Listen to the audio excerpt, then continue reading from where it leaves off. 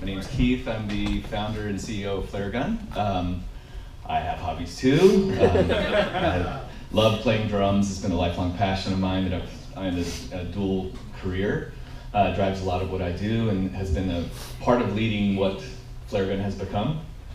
It's a little bit of a ring. Can you just maybe turn it down just a little bit so it doesn't feedback? Thanks. So Flaregun is a way to visually connect with friends and family using augmented reality. We call it the Ultimate FindAR app. It started with a really simple idea, how to connect with friends, in particular at any social event, but in particular at festivals. Everybody's been lost at some point in time, whether it's a big event or small. You're constantly asking that question on text or on phone, where are you? So our solution to that was the Flaregun FindAR, and it's how you can just use augmented reality to visually connect instead of having to text or call. Am I not connected? Well, this will help. Let's go back. We lost you.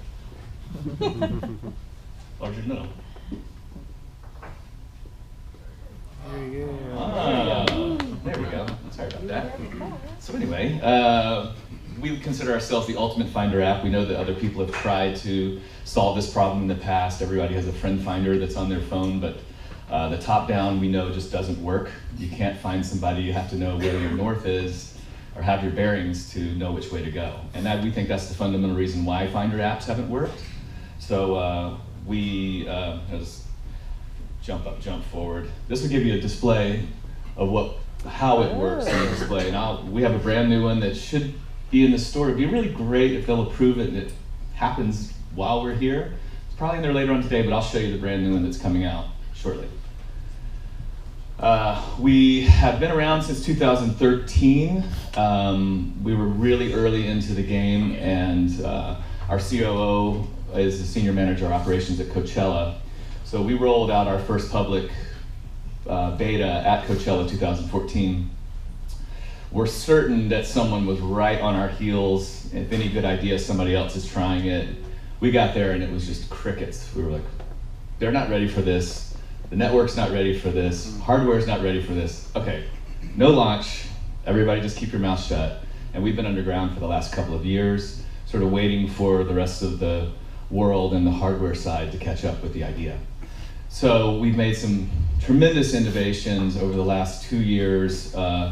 And this that you'll see is our iPhone version. We have a 3D version that is extremely powerful and that will lead us into the back half of the conversation of why AR is the future for VR. So happy to say, we have bootstrapped our way to this point. We've made some revenue pivoting over into the virtual reality and 360 space. We did Heineken and Major League Soccer's first virtual reality experience. We did a number of things for Coachella, 20th Century Fox, and a number of other brands. And then we did that stuff just to stay alive, really. That was where our revenue came from. But we always knew we had something special, as was confirmed by USPTO when we got our patent about just shy of 2 months ago. It was a big deal for us. I mean, it was a really great day. So we are just starting. We're technically pre-launch. There is a Flaregun FindAR that's in the app stores. I was saying for Apple right now, but we kept our mouth shut to protect our IP and make sure we had something. And that was also the strategy for bootstrapping it. It's like we could have taken the money early. We would have certainly found a way to spend it, and then we would still be in the same spot we are right now. So the last 2 years have been character building, to say the least. It's been probably one of the greatest things I've ever done. My background's in television. I've worked over at 20th Century Fox and Fox and FX, and I ran a company, creative consulting company for 10 years. So I understand how to assemble assets heavily in post-production. Getting into the app world was a totally different deal. And I do have to hand it to Cross Campus. It's really where I landed and found my footing. Cross Campus Santa Monica. Hey, Rachel. I went to a seminar just to learn what was going on, and everything they said in it was so absolutely true. There wasn't one thing that came out of it was like, they didn't know what they were talking about. Like 3 times as much, 3 times as long, everything all along the way. So I fondly think of cross campus and that night. After the seminar, everybody got up and was just pitching. Everybody was talking, and I was just the only person in the room not talking, I'm pretty sure. And a fella came up to me and was just like, "So what do you have?" I was like, "An NDA for you, and we'll do it on Monday." So that's sort of how I got started. So I landed a developer right out of the gate, which everybody had said it was the hardest thing to do or really get somebody to buy into it. And so we landed a developer, and he lied to me and said he could do it. He had no idea whether he could. And I thank God he did, because it was just, when we got it built. And so I raised my first, my first 10,000 in seed money from a executive over at 20th Century Fox and got going. And then that, we burned through that, and then we got into the patent work and legal work and everything, just getting the company, officially founded and all that. And so we just issued the stock and started raising money.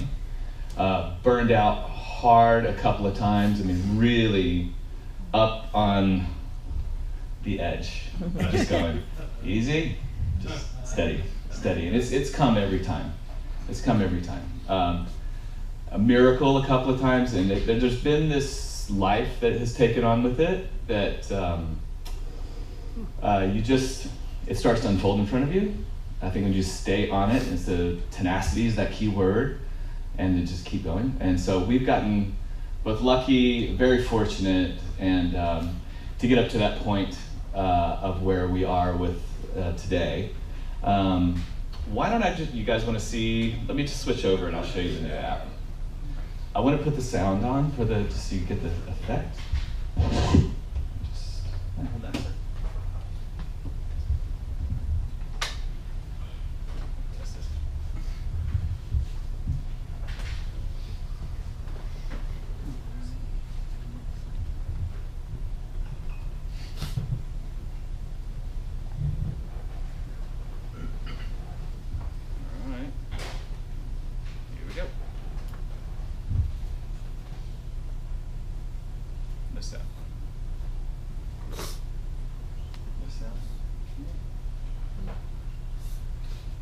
Large crowd noises.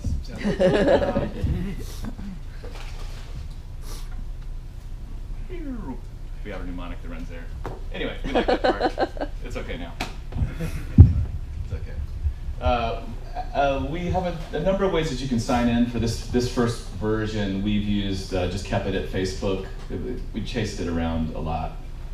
But you sign in through Facebook. Pretty simple how it goes. I'll just run you through it. Use your camera to find your friends. We call these profile indicators avatars. It's one of our trademarks, AVA-TVR. We'd like to think that tips the hand on where things are going with us. What you do is you pop a flare. It's a 100% opt-in platform where you pop a flare for an amount of time that you want, and it'll let you know when that's timed out. You're visible only when you want to be visible. This takes you through the buttons. Why don't I just skip this and just do it right for you? Okay. Is there any way to get the light off of the screen? It's not that light. It's not light from the window. Oh, is it really? Okay. Okay, so, and if you can, it's really showing my shaky hand. Too much coffee. So these are group settings, but we can scan around. Oh. It'll show you where your friend is. Lee is 99 miles away. I can message him or go to his profile. It's easy to make star. You can make him a favorite in your favorite group, whatever. Message him directly, or you can hide him if to someone that you don't want to be connected with. Like I said, with the top-down view, you can you're not visible until you pop a flare. But what you do is hit this, and you can set the timer for how long you want to be visible, 10 minutes, or you can leave it always on.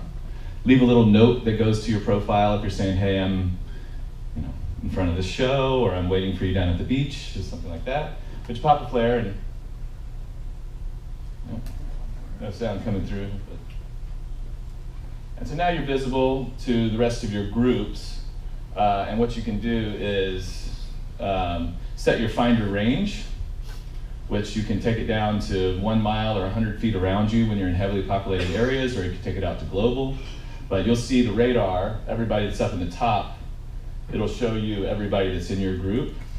You tap that and that'll show you your top-down view of everybody that's on it. And so this, I think, is like one of the most useful parts, is you can name, save, and share your location. Like, here's where I parked the car, here's that spot at the Rose Bowl where I saw that sofa that I want to come back to, and it shows up in, you just scan back around into that.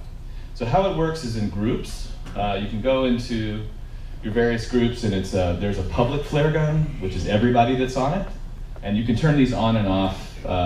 Public's off when it opens up, but you can turn that on so you have flare gun, public flare gun, my friends, and then favorites, and your saved locations. Or you can create private groups with just you and your friends that it's only between you, kind of like having a text message, but you can think of it as like a visual text message within that AR space. And that's really the core functionality of what it does. And I'll look around. These are like cluster busters, where if the people are like really close or in the same line. Oh, hey, Bradshaw Lambert. There he is here. Let me get a selfie. Yeah, it works. That's great. So that's sort of the core functionality of it. It really saves you from ever texting and calling and doing those things. But we see it working in the festival space is one way, and that's sort of like our entry point. Everybody in our company is all music people. It's a real passion of everybody's. We want to solve that problem for kids in that festival space. Everybody gets lost or loses somebody in that space. But it's grown from a simple idea of connecting friends into something that was unexpected as we've grown. We were concerned about scaling and how that would work with that many people working at the same time, and the way this was built. Our CTO, Chris Cadle, has worked in virtual reality and a number of exotic technologies for 10 years. The guy's brain is just beautiful. And so we have rebuilt everything in a very slimmed down way that will scale. We can do this peer-to-peer without a server, and it's just straight to phone with just a very quick handoff on a server. So if you do have a lot of people using it, there's no risk of that failure. So that's been a great thing. And part of what we have grown it to is, as we've been waiting on the AR, VR industry to grow and become what we're seeing it become now, I mean, it's a brand new thing. I mean, it's the Wild West for that. And no one, whether they have all the money in the world or bootstrapping like we do, no one really knows. It's all a gut play right now. I mean, no one really knows it's going to change. We're in the Model A Ford first of it. This is the first of it. So what we see is how we do structure our business is our B2B, our business to business will grow as our B2C. And so we have three different products right now that we use that we can license, and they're white label versions. We can do like a festival finder where we map out, we'll take a map, shows you where every stage is, there's experiences that are embedded in it. You have eat and drink and your bathrooms and then essentials like camping, first aid, parking, and those type of things. And so and then there's a map that follows you around. So you just pull it out, it's just sort of there, kind of like a bus stop thing, it's just sort of there for you. You can pop and it has the same layout as this, and you pop, where's Bradshaw? There you go. And so it works in a number of ways. We do that, we can do the friend finder, and then we also have a version of these things where, like, you see this as this avatar. This can be anything embedded in your environment around you, whether it's a product or something that you look at, but these link to other experiences, which are virtual reality experiences where this can take you, and boom, you're up into a different space. So that you hit that, and it puts you into your goggle mode, and we do some pretty amazing things. I can show you guys a couple of things on the goggles. It's sort of hard to demonstrate for a full room of people besides putting it on myself and looking, you know, like you look when you have this on. You know, here's the thing about why I said AR leads to VR. It's the notion that, I mean, with what Oculus has done, I mean, those innovations, they are amazing. And how many people have tried VR? Anyone? Most of us have tried it. You know, the notion that it's you know, a $1,500 minimum in on your computer, the $900 or so for the device, that you're, you know, tethered to your computer, you have to sit at home to look at what is still kind of being determined. Our position is that's going to be a long play for people, for a real, like a ubiquitous moment. I mean, how many people do have that kind of money to put into something for you're not really sure what the content is, when you actually have, you know, a $200 to $800 device that you've already paid for that's in your pocket that can do the same thing.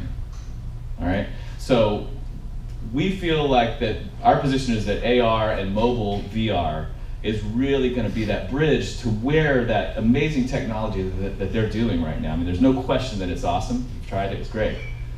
But are you really going to sit at home with a cable coming out of your head? I mean, is that really what it is?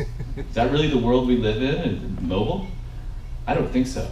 I mean, it's in your pocket, and these things are only getting better. And so that's our position, is like, you'll find, what it is you find contextual content around you. You find your friends, that's the emotional hook.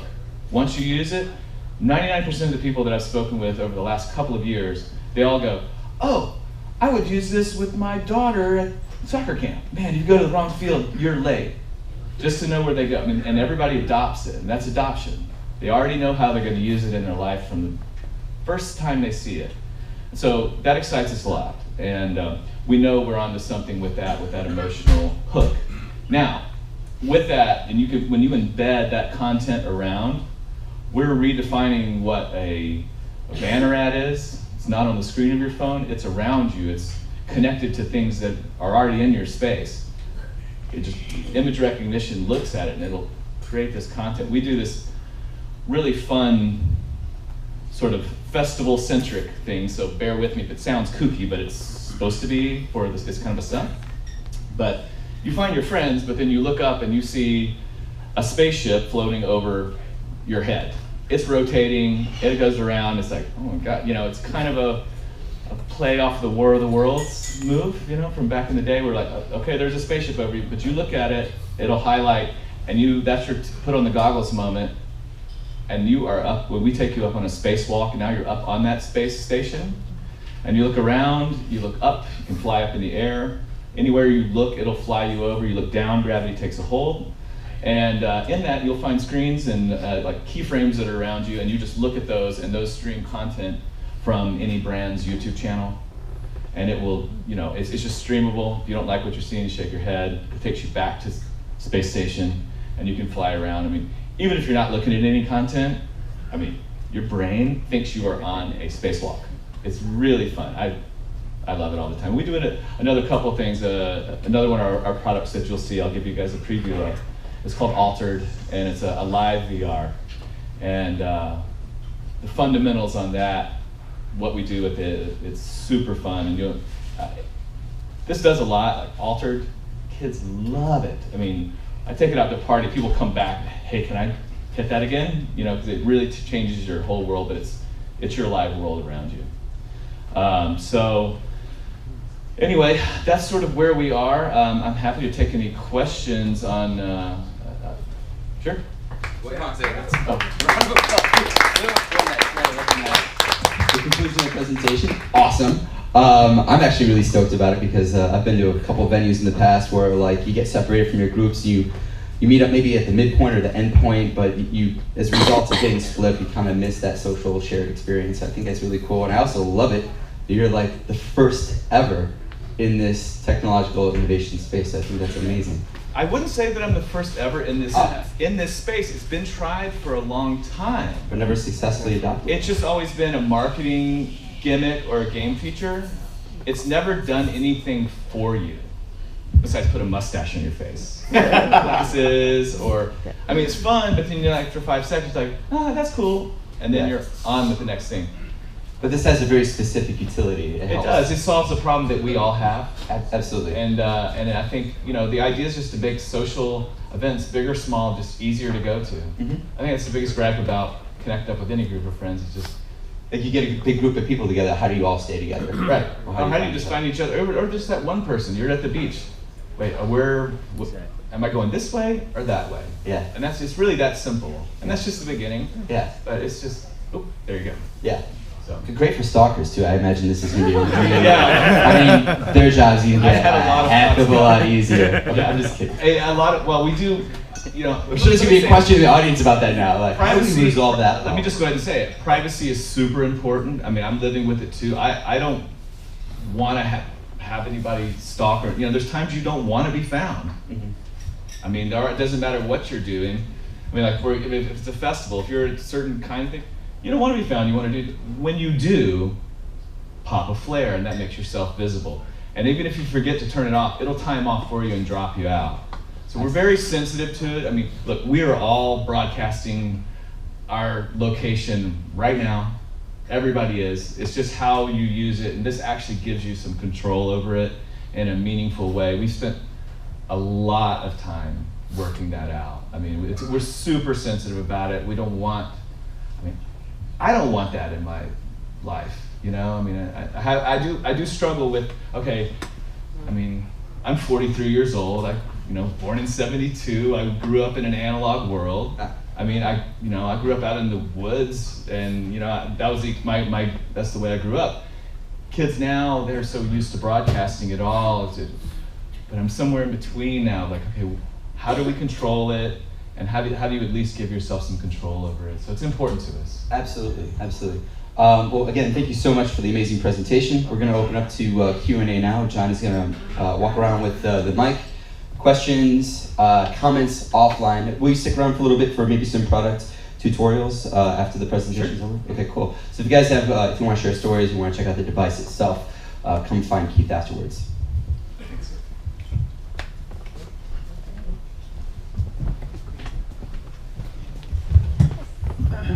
Hi, Keith. Hi. This is an amazing product. Thank you. And I wanted to ask, how far is the range for peer-to-peer?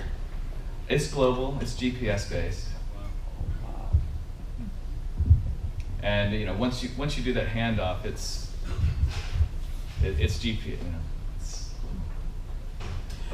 Hey, I wanted to ask whether you've thought at all about finding other objects. For example, I put a chip on my car keys and I look around and find my car keys. Yeah, we see pets.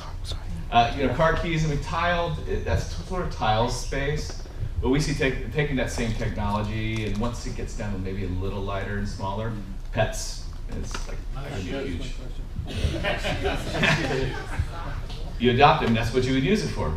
I mean, that's what you're looking for. So you parents to kids. Oh yeah, I mean, that's the whole play. I mean, we want the kids to adopt it and love it from the beginning. They're going to be the ones that really.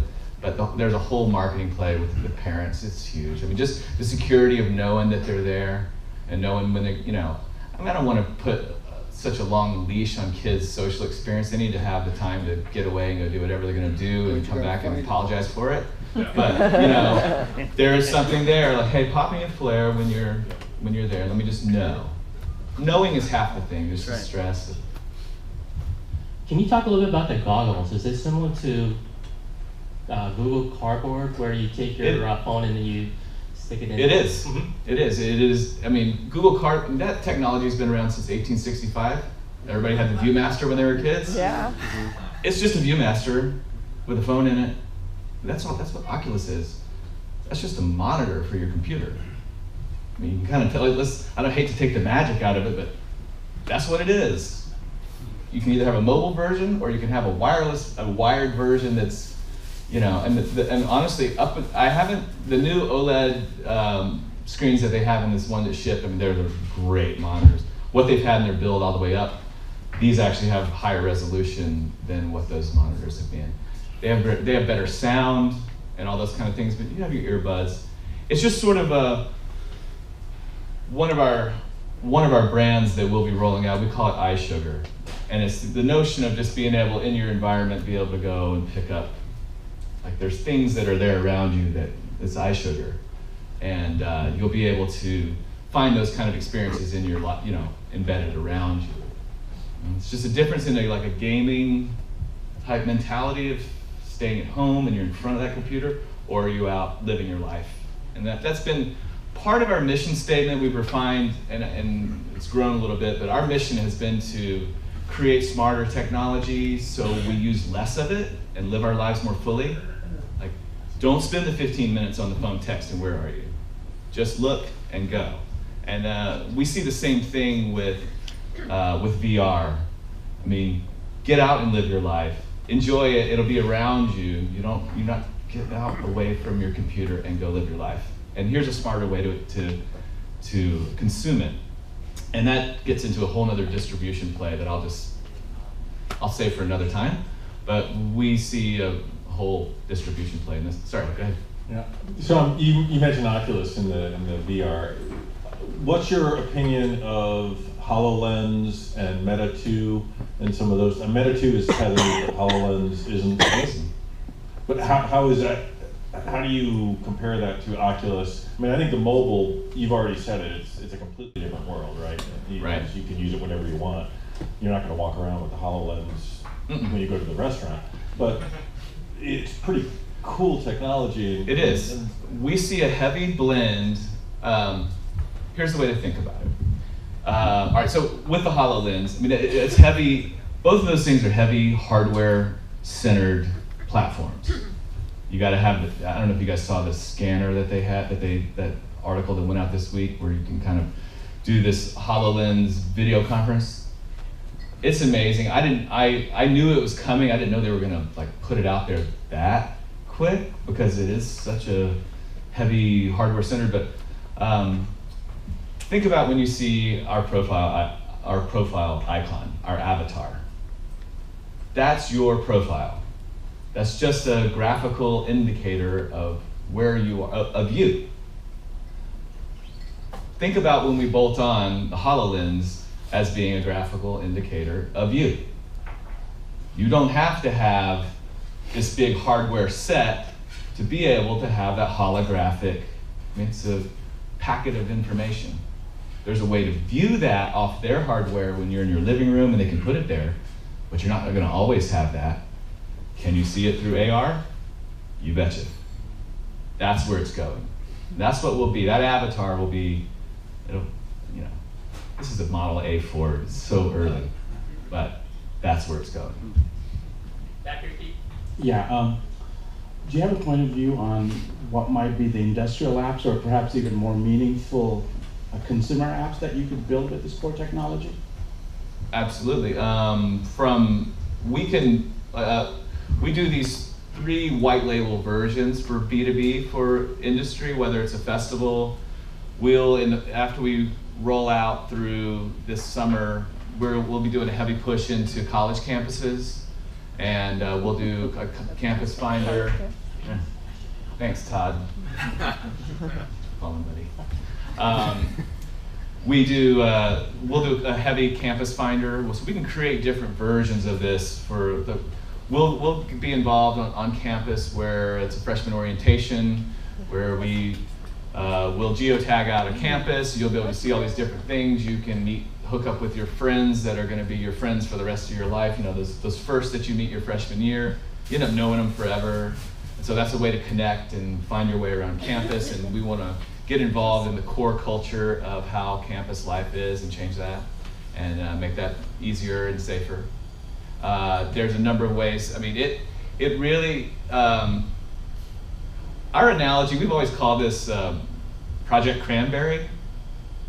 And the way we think about cranberries is the way we think about this technology. And if you think about what they did with the cranberry back in the day, it's like, okay, what do you have? Grapes? Okay, let's make cran grapes. Apple? Cran apple. You want to make some cranberry sauce? You want to make cranberry juice cocktail? I mean, all the way across the board. We'll put this in everything. And the core functionality affects everything. So, you know, we feel like that cranberry analogy is really where we'll hit our ubiquity. And that's sort of, we say that jokingly, but it really is true. I mean, that's what our licensing will do. That's our B2B part, to answer your question about industry and things like that. We can put it in anything. Keith, real quick question about the your development team. I don't know if this is going to be proprietary information or not, but how did you put that together? Because this sounds pretty technical. And you said you have a patent now on that. We do. I imagine it's not that original developer that you met over at Cross Campus. And so how did that come about, and you know, what size team, or how did you? In fact, it is that original developer. We have on the original side is it's a team that's, you know, overseas that we have worked with a couple of guys who I've never met, only worked through, you know, project manager all the way through. Once we sort of realized how long of a slog it was going to be, we sort of had to work my cash flow and kind of figure out. So we had it kind of sitting. At that point, we had brought a CTO in, and so we kept the developer for this original version on the iPhone has always been the same all the way through. What we have a different version that, what I showed you is, think of it as a 2D version. We have a 3D version that's put together. It's not on Xcode, is what I'll tell you that, and that's kind of what I'll share. It's just a 3D version of it where the ramifications of what you can do with that contextual content is super powerful. So we do that. We do all that in-house. So it's been a two-railed thing. 2 more questions. Sure. Can you record on this thing? Record Whatever it is that you're seeing video-wise. You can within the app at this point. Right. We're not doing that yet, but can we? Yeah. I mean, is that part of the plan? Yeah, I think in the altered. If you want to, you're welcome to. You want to come up and see altered? I'll show it to you now. We do record those. It takes your world and uses a camera on your phone and gives you a different experience. But yeah, you can do 15-second capture that goes up to social, and you can kind of show your world in a different way. Okay. Excellent. And And there's just a whole social component. But, yeah. last question, but two separate questions. One is, what happens when? What happens when you don't have reception at a huge event space? Well, it's an excellent question. The answer is what happens when you want to use Facebook, and that's the same case. Yeah. It doesn't work. I mean, Okay. you gotta. But they have spent. That's been part of what our 2-year, head down mode was waiting on. We knew that they were. Ken, our COO, like I said, works at Coachella, so he works very closely with Verizon, AT&T, T-Mobile. We know what they've been doing. 3 years ago, they were working on cow towers, so how that would take you, and that's when you get dropped, when you get passed from tower to tower. Mm-hmm. What they did last year was a 24-band array with a mesh system. So, like, say everybody's over in front of one big show and they're tweeting, the load can roll over to that side of it. And so this year they're doing a 64-band array, and there's more connectivity here than any place on Earth. It's crazy. It worked great last year, but we shot 360 for them. We weren't ready to. We still very hesitant. The risk to reward, to put it out too soon. It's like just wait. So at the major festivals, is that a problem? Not so much anymore. Okay. When you have festivals like one of a Pasadena company, Warped Tour, there's a different kind of tour because they're going city to city every single day. They don't have that infrastructure there. So Ken and Kevin are really good friends, and that's been a big thing we've tried to figure out specifically for them, and that's part of the peer-to-peer. But yeah, it's just a quick handoff, and then you don't have to have all that support. That's the whole point. Okay, so it sounds like the infrastructure is getting a lot better. And oh yeah. Yeah. Okay. They've spent millions solving our biggest problem. Okay, excellent, very good. And one last thing, and I hope that you could just share a little bit of your experiences with bootstrapping with the audience. You're free to discuss some of the trials and tribulations that you found, because it tends to have perhaps a little slower of a development cycle, but maybe gives you a little bit more control. Anything that you can share with the audience would be great.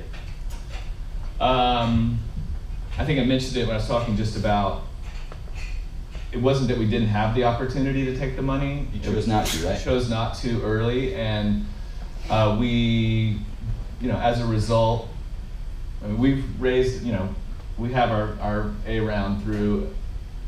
I think the best part of it, and I can say at this point, because we've come a long way, is like we don't have one rotten apple in our bunch. There's no stinkers, like no a-holes working with us. No, and we're starting to generate revenue now. We'll see what happens with our Series B.